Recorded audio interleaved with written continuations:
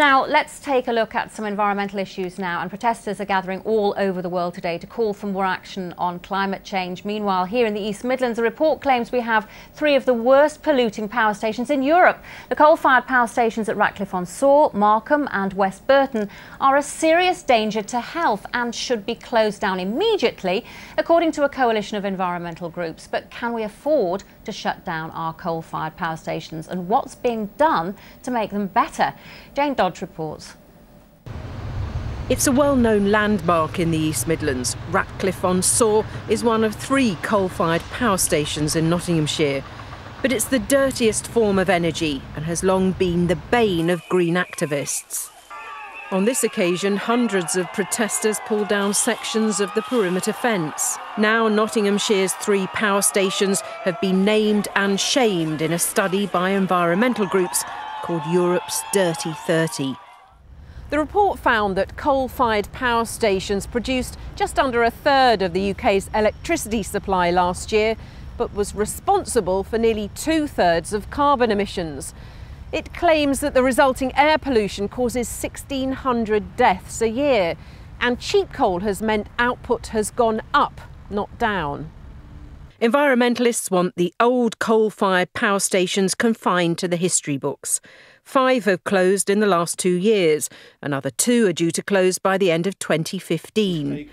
Even someone like John Unwin, once a miner, now working at Snibson Discovery Centre, says the writing's on the wall. Coal is a fossil fuel at the end of the day, and it tries as you can, with the best technology available, you're still going to get some kind of pollution. It's just the way it is. It's time to replace it, but it's going to take time to get people used to the technology that replaces coal. EDF, which operates 2 of the 3 coal-fired power stations in Nottinghamshire, says both stations meet current European limits on air emissions.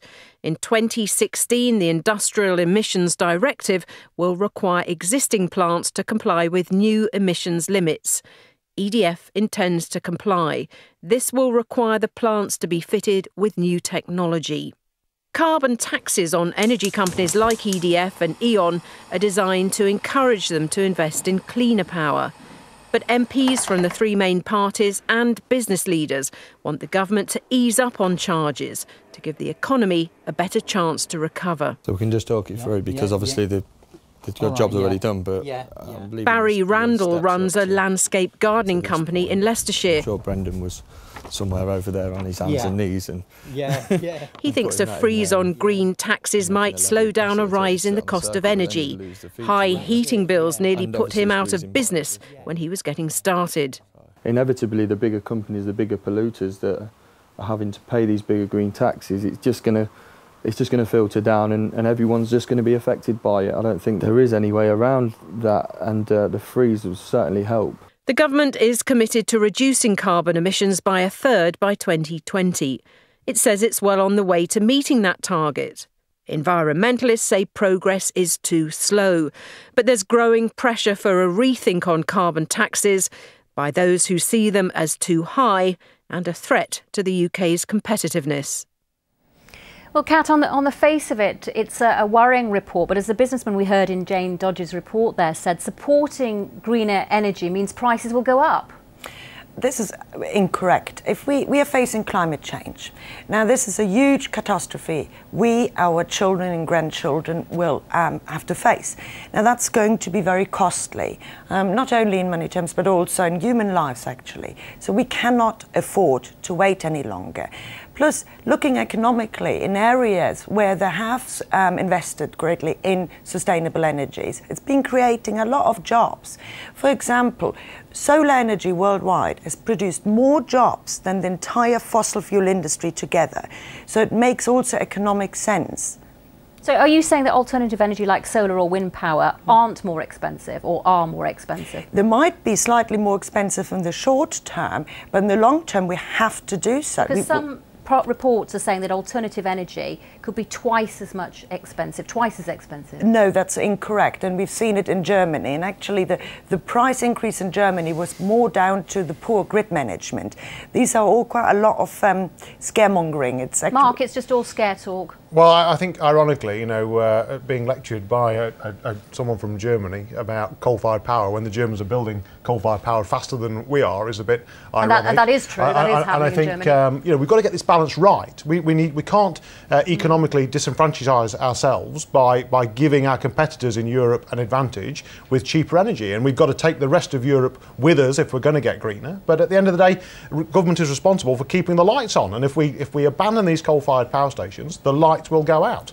Well, it's in Germany they actually have a long-term plan to stop, to go away from coal. And so in Germany they've managed in 2012... If that's the case, why are they building all these new coal-fired Because they're power phasing out stations? nuclear, so it's been a short-term plan. And I don't agree with it. It could have been avoided. I'm not, you know, I'm saying I'm pro-Germany in regards to this. However, the long-term plan is to move away from coal.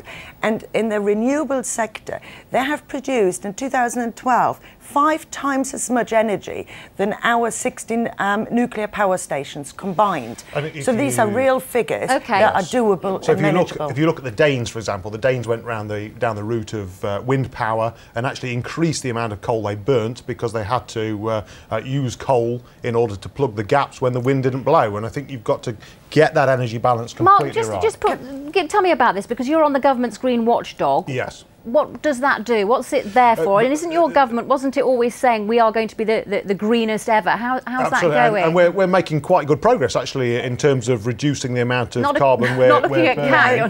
But of course, we're in a race with the rest of the world. And now, if you go charging over the hill and leave everybody behind you, all you do is export your carbon to another country. If you have to generate steel, if you don't make it in this country... What about fracking then? Is fracking the answer? No, it isn't, and it's got higher greenhouse gas emissions than a conventional coal.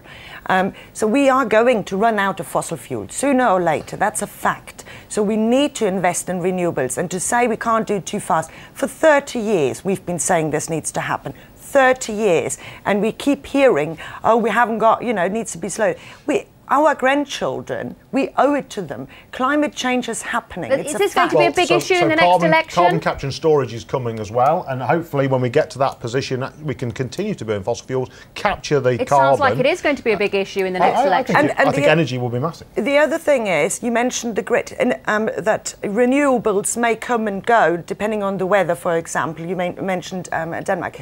Now we've got a system, there's a European-wide grid, where you can nicely work with renewables in order to manage that. For example, if it's sunny in Spain and windy here, we can equally benefit from it. So we need to work together. Do you honestly think the taxpayer in Paris will see the lights go out in Paris to keep them on in London? There is no chance. We need to be in control ourselves, look after ourselves. We'll have to leave that one there.